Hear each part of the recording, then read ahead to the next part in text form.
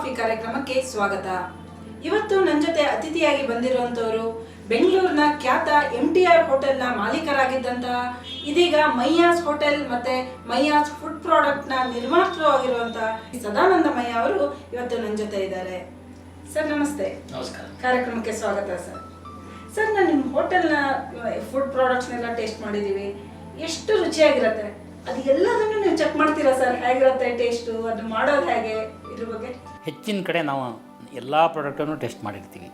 Even ಪ್ರತಿನಿತ್ಯ ಹೊರಗಡೆ ಬರ್ತದಲ್ಲ, ಹೊರಗಡೆ ಬರುವಂಥ ಐಟಮನ್ನು ಚೆಕ್ ಮಾಡ್ತೀವಿ ನಾವು. ಅಂದರೆ ನೀವು ಸ್ವತಃ ಚೆಕ್ ಮಾಡ್ತೀವಿ ಸರ್. ಅದು ಕ್ವಾಲಿಟಿ ಇದು ಜಸ್ಟ್ ಈಗ ನಾವು ಬೇರೆ ಚಾಕ್ಲೇಟ್ ಇದಕ್ಕೆ ಎಲ್ಲದಕ್ಕೂ ನೋಡಿರ್ತೀವಿ, ಅದು ಜಸ್ಟ್ ಒಂದು ಸಿಪ್ಪಲ್ಲಿ ಅದು ಗೊತ್ತಾಗೋ ಹೋಗಿರ್ಬೇಕು ಅಂತ.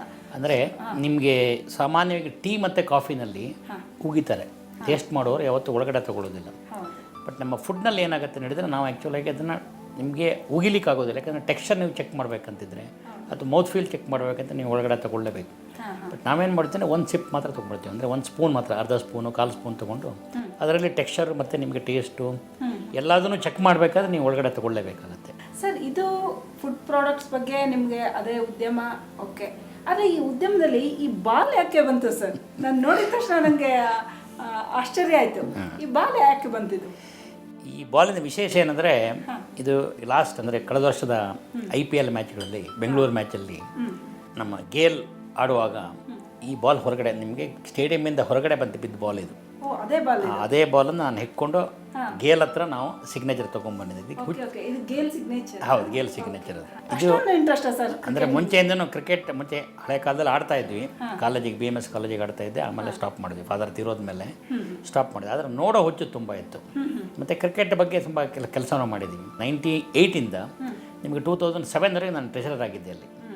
ಇವಾಗ ಲಾಸ್ಟ್ 2 ಇಯರ್ಸಿಂದ ನಿಮ್ಮ ಕುಂಬ್ಳೆ ಪ್ರೆಸಿಡೆಂಟು, ನಾನು ವೈಸ್ ಪ್ರೆಸಿಡೆಂಟಾಗಿ ಕೆಲಸ ಮಾಡ್ತಾಯಿದ್ದೀನಿ. ಸರ್, ಇದಲ್ಲದೆ ನಂಗೆ ಇನ್ನೊಂದು ಆಶ್ಚರ್ಯ ಆಗಿದ್ದು ಅಂದರೆ, ನಿಮ್ಮ ಗ್ಯಾಡ್ಜೆಟ್ ಲೋಕ ಏನಿದೆ ನೋಡಿ ಆಶ್ಚರ್ಯ ಆಗ್ಬಿಡುತ್ತೆ. ನಿಮ್ಮ ಹತ್ರ ಇಲ್ಲದೆ ಇರೋ ಗ್ಯಾಡ್ಜೆಟ್ಟೇ ಇಲ್ಲ ಅಂತ ಒಂದು ಮಾತು ಕೇಳಿದ್ದೀನಿ ನಿಮ್ಮ ಸ್ನೇಹಿತರ ಬಳಿ.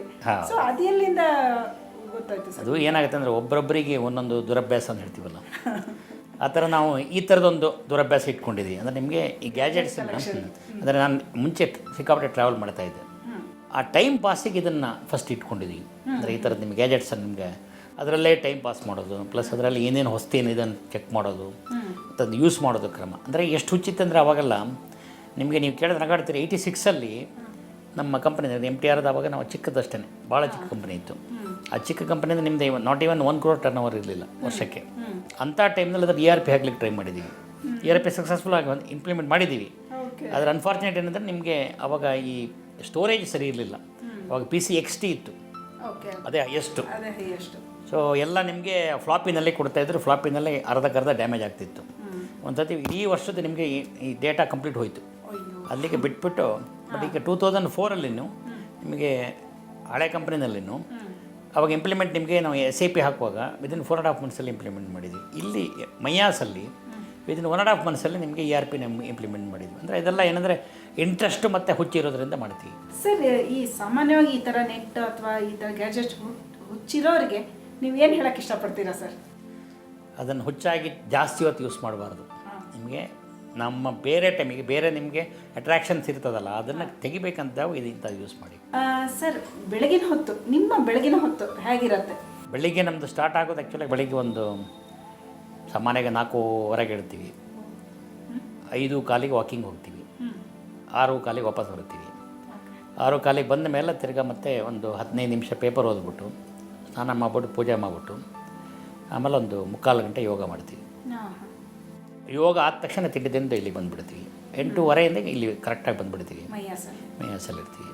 ಆಮೇಲೆ ಡಿಫ್ರೆಂಟ್ ನಿಮಗೆ ಕೆಲವು ಸತಿ ಎಜುಕೇಷನ್ ಇನ್ಸ್ಟಿಟ್ಯೂಷನಿಗೆ, ನ್ಯಾಷನಲ್ ಕಾಲೇಜಲ್ಲಿ ಕೆಲಸ ಇರ್ತದೆ, ಅಲ್ಲಿಗೆ ಹೋಗ್ತೀವಿ. ಎಲ್ಲ ಸಾಯಂಕಾಲದ ಕ್ರಿಕೆಟಿಗೆ ಹೋಗ್ತೀವಿ, ಬೆಳಗ್ಗೆ ಫ್ಯಾಕ್ಟ್ರಿಗೆ ಹೋಗ್ತೀವಿ. ಒಂದು ಸತಿ ಇಲ್ಲಿಂದ ಮನೆಗೆ ಹೋದ್ಮೇಲೆ ಯಾವತ್ತು ಆಫೀಸ್ ಬಗ್ಗೆ ಆಗಲಿ ಮತ್ತು ಬೇರೆ ಯಾವ ಆ್ಯಕ್ಟಿವಿಟೀಸ್ ಬಗ್ಗೆ ನಮಗೆ ಇದು ಮಾಡೋದಿಲ್ಲ, ಮಿಕ್ಸ್ ಮಾಡೋದಿಲ್ಲ. Okay, thank you sir. ಕಾರ್ಯಕ್ರಮಕ್ಕೆ ಬಂದಿದ್ದಕ್ಕೆ ತುಂಬ ಧನ್ಯವಾದಗಳು. Thank you. ನಾಳೆ ಮತ್ತೊಬ್ಬ ವಿಶೇಷ ಅತಿಥಿಯೊಂದಿಗೆ ಮತ್ತೆ ಬೈಟು ಕಾಫಿ ಕಾರ್ಯಕ್ರಮದಲ್ಲಿ ಹಾಜರಾಗ್ತೀವಿ. ನೇರ, ದಿಟ್ಟ, ನಿರಂತರ ಸುದ್ದಿಗಾಗಿ ನೋಡ್ತಾ ಇರಿ ಸುವರ್ಣ ನ್ಯೂಸ್.